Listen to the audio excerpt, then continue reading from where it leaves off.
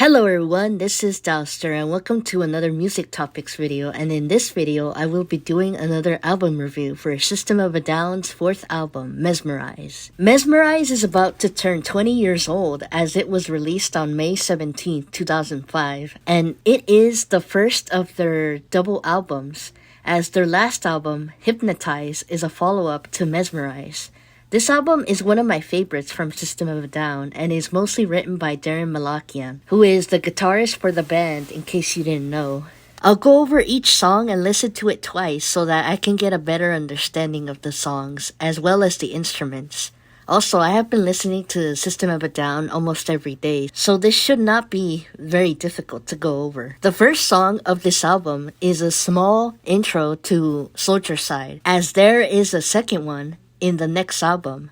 This is a very short song as it is 1 minute and 4 seconds. It starts off with a slow guitar solo, followed by the vocals of Serj Tankian, the lead singer of the band, Darren being the other vocalist. I like how slow it is at first and appreciate the way they start off with "Welcome." Their vocals are so perfect and interesting together. Towards the end, Darren harmonizes and you could hear some noise, which I'll get back to in the next album review. Sounds like some kind of an alarm or a bell.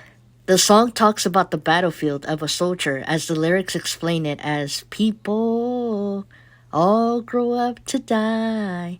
I really like this introduction as it's so beautifully harmonizing, so I'll give it a 9 out of 10. The song is a foreshadowing song as parts of it go to 2 songs. It's one of my favorites in this album and leads to 2 songs.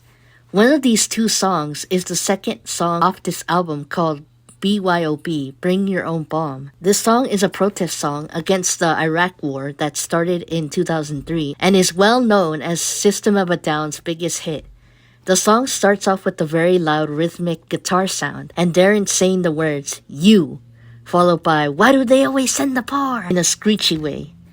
Their lyrics are unique and descriptive, such as barbarisms by Barbaras with pointed heels and kneeling roses disappearing into Moses' dry mouth, for example. It's a very loud song compared to the first one, as the Soldier Side intro had slow rhythm to it. I love how the guitars and drums are so loud in this song. Almost 2 minutes of the song, it seems to calm itself as it sings about going to the party and dancing in the desert, blowing up the sunshine. I really love the guitar rhythm throughout this song. Then the song transitions to getting loud, as you can hear Darren screaming, "Blast off!" followed by Serj repeating what Darren sang, which is, "Where the F are you?" followed by, "Why don't presidents fight the war? Why do they always send the poor?" for a brief time. The song transitions back to a slow verse repeating, "Everybody's going to the party," followed by another quick transition to, "Why do they always send the poor?" This is very fast-paced, but it always gets me moving and nodding my head to. Definitely one of my favorites, as I give it a 10 out of 10. Interesting fact, I actually hated this song at first when I heard it on MTV. I think I was in 6th grade when I first heard it, and remember seeing an army marching by. Over time, I grew to love this song so much. It was their top song of 2005, as it was number 27 on the US Billboard charts, top 100. Even the music video is really good. It's weird at first, but once you understand the message, it's so awesome. It's also the only song from System of a Down to win a Grammy. The third song off this album is called Revenja. The song starts off with a little introduction to guitar and drums, and after maybe 10 seconds, it starts to get louder and more aggressive. Serj sings pretty fast in this one. His and Darren's voices flow so well together throughout this song. I love the rhythms of the song, especially the guitar. I also love Darren's solo in the middle of the song as it sounds so serious and sad. John Dolmayan, the drummer of the band, has great drumming in this song too. After Darren's solo, I love how he and Serj's voices are connecting together as if they were screaming, like they're about to unleash a powerful wave of screams. I'm a little confused with the lyrics, but the song talks about a woman named Clementine. The lyrics are very fast, as one of the lyrics mentions mother's hoe. The song is probably about killing someone who got involved with an affair or something. From the hardcore drumming and guitars, it might be about cheating. It's another one of my favorite songs from this album, as I love how loud and aggressive it is. Although it taking someone's life, not a good idea, by the way. I give it a 10 out of 10, as it's a mesh of aggressiveness, rhythms, fast vocals, and everyone in this song has the spotlight throughout it. The fourth song is called Cigarro. Just a trigger warning to those who don't like inappropriate words, such as talking about body parts, this song is not for you. It's a short song, as it's 2 minutes and 12 seconds long. The song starts off with a loud drum solo followed by Serge's growling. Then it talks about the person in the song loving his private body part. Might be Darren's, by the way. Another loud song, but with a funny set of lyrics. It mostly talks about the person loving their body part, so much that it can walk through the door. Very weird, but the drumming and Serge's voice make it catchy, along with Darren's voice making it a little humorous. Probably one of the weirdest and inappropriate songs from their entire music discography. But System of a Down have said in interviews that not all of their songs are all about politics. I give this song a 7 out of 10, as it is weird, but the vocals and instruments are really good in this too.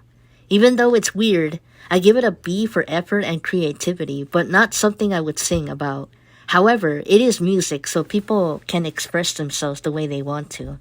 It just depends what you're singing though. I'm not the police, by the way. The fifth song is called Radio Video. It starts off with a small guitar string solo. It's loud for a while and goes mellow. I like the harmonies as they keep going and going on the long notes. Darren's singing is so harmonizing and nice, by the way. You can hear Serge growling loudly to the word radio in the middle of the song.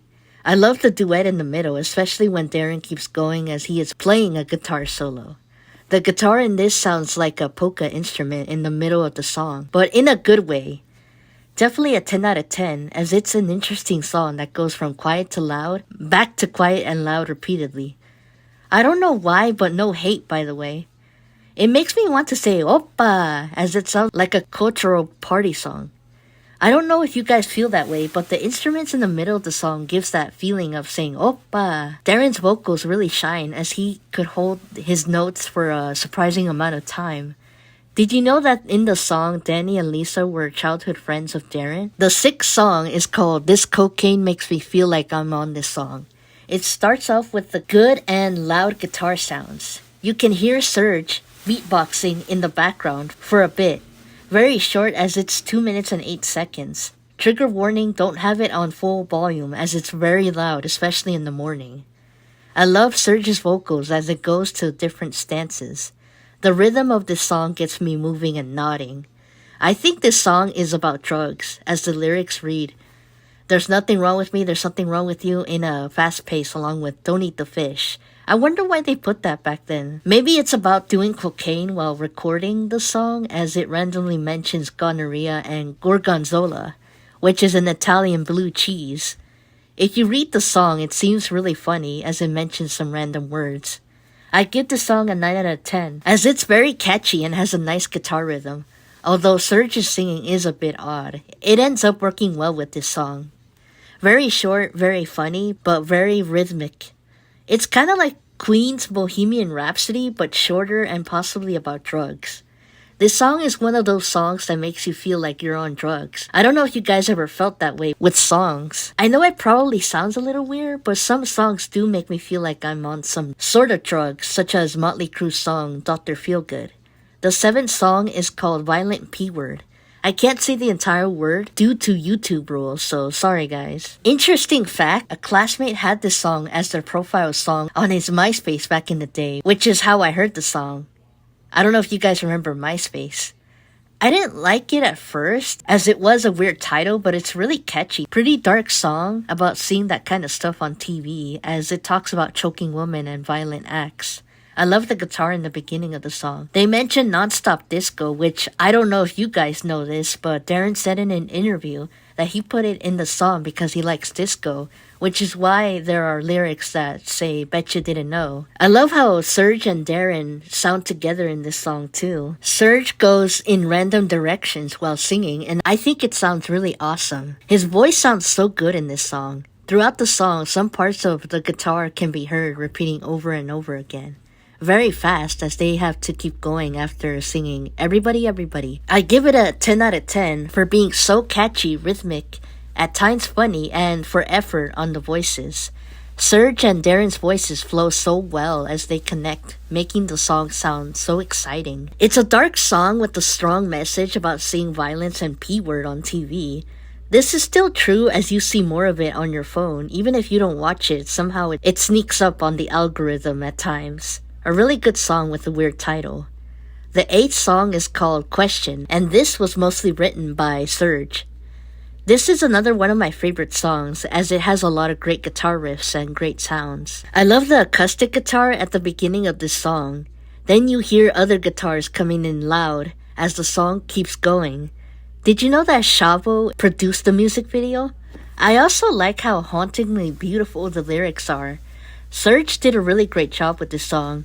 His and Darren's voices are so good in this one too. The guitar solo at the end is so cool and clean. This song is so beautiful and has this dark opera show kind of vibe to it. The music video even reminds me of the Haunted Mansion movie with a little bit of Beetlejuice in some parts of the video. I like how in the end it goes quiet, only for Serge to sing for a bit and end it there. I give it a 10 out of 10 as it has a great heavy rhythm with a nice flow. This supposedly was the only song that Serge wrote on this album, while everything else was done by Darren. A really great song with great rhythms. You should also watch the music video as the band dresses really nice for it. The 9th song is called Sad Statue. The intro to the song sounds like a video game. I like the rhythm to it. Serge and Darren sing good together throughout this song. You can hear the bass a lot more in this one. It's catchy, but I love that Serge and Darren sing together most of the time in this one. Also love Serge's voice towards the end as he can hold the chords for a very long time. He has such a strong voice. I wonder if Sad Statue is supposed to be about the Statue of Liberty in the US. As these lyrics state, you and me will all go down in history with the sad Statue of Liberty and a generation that didn't agree. It's kind of relatable to today, but I won't say why because it's too political. For I will say that it seems that we are divided right now as a country. Right now, currently. It could also be about war, as the lyrics at the end state, "What is in us that turns a deaf ear to the cries of human suffering? Suffering now." It's like the words are explaining that we tend to ignore things, most notably tragedies that go on in our world.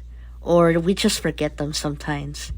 Maybe it might be about Armenia, since System of a Down do a lot to spread the word about the genocide and how some countries back in the day, even the US, did not acknowledge it at first. The song is okay, so I give it a 7 out of 10. I love how Serge and Darren's vocals work together in this one though.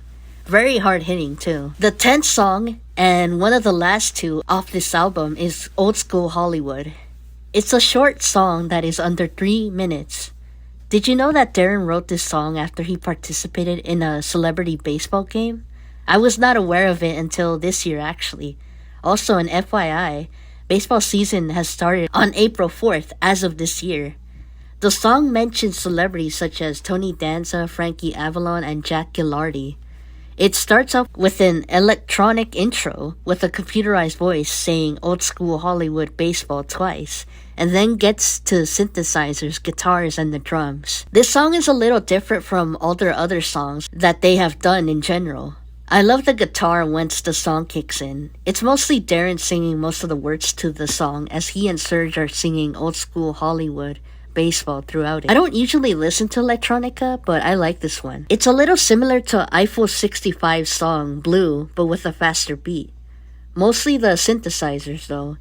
I wonder who touched Darren's bell, and if Tony Danza did cut in line. Maybe System of a Down are trying to tell us that with this song that Hollywood isn't all that great as they sing washed up Hollywood throughout it. Darren must have had a bad experience in that game. I give it a 7 out of 10 as it's a catchy song with a nice beat. It's a song to nod your head to. I like it as it's weird, but has a lot of rhythm, and I love the guitar parts. And finally, the last and 11th song is Lost in Hollywood. The song is the third longest song from their entire discography, as Holy Mountains beats it by 8 seconds and Mine is around 6 to 7 minutes long. Lost in Hollywood is another one of my favorite songs, and it reminds me of the dark side of Hollywood.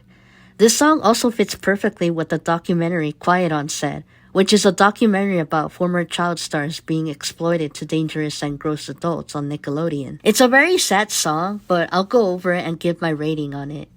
It starts off with a fast guitar string solo, and it sounds very intense. Darren sings a lot throughout the song.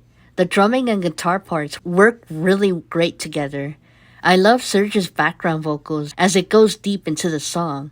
The song uses the F slur a lot, so trigger warning, by the way.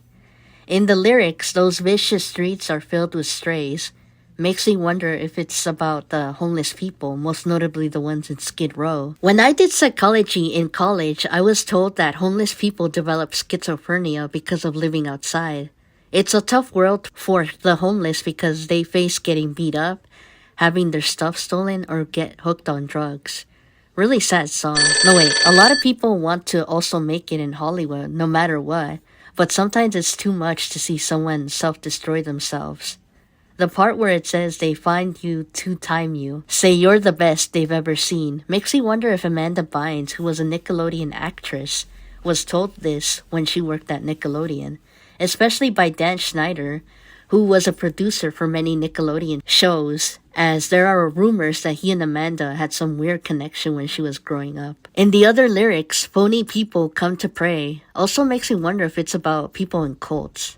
I'm not going to say who, but I'm pretty sure you guys know who I'm talking about. The song ends with another slow guitar solo, with "You Should Have Never Trusted Hollywood." Very sad and relatable song, especially what happened to all the actors that died too soon because of the Hollywood life, or of some sort.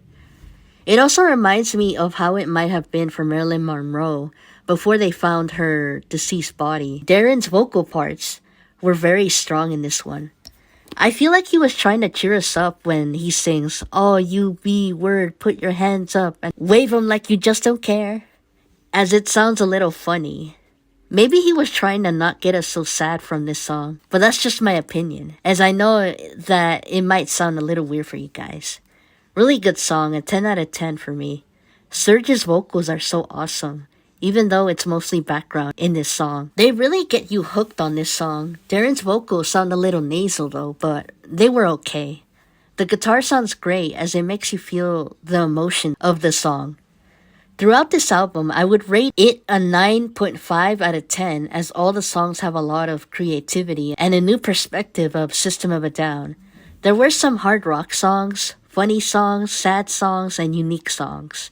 Some of the songs are experimental, and it somehow worked for the band, as this was a great album. I love BYOB, Soldier Side intro, Radio Video, Question, Revenja, Violent P-Word, Old School Hollywood, and Lost in Hollywood. All are very different, but still have that heavy metal sound that gets me moving and enjoying the music. One of my top 3 favorite albums from System of a Down. First being Toxicity. I will say that I wish Serge and the other members, John and Shavo, also did a little more, as Darren did a majority of the work and produced it with Rick Rubin too. This album and the next album, which is Hypnotize, were the beginning of the end for System of a Down, as they would take a long break after the tour for these 2 albums. It is a very great album, as I give props to Darren, but it's also kind of a sad one, as this and Hypnotize almost ended System of a Down for good. Anyway, I give it an A- or B+, as it was great, but had some bizarre songs such as Cigaro and This Cocaine Makes Me Feel Like I'm on This Song. They were still catchy and had great rhythms though. If you guys like this review, let me know in the comment section, as I plan to do another album review for the Hypnotize album. And thank you guys for watching this video, and happy 20th birthday to the Mezmerize album. Take care of your mental health and everyone around you, and I'll do the same too. Bye guys.